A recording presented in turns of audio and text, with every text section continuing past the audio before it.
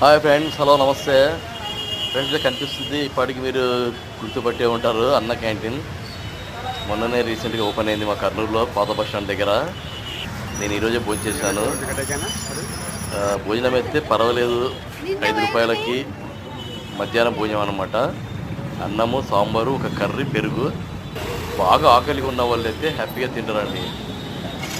వాటికి అర్థమైంటుంది మీకు, ఆకలి అంటే ఆకలి రుచి ఎరగదు అన్నట్లు. రుచి అయితే ఉండదు.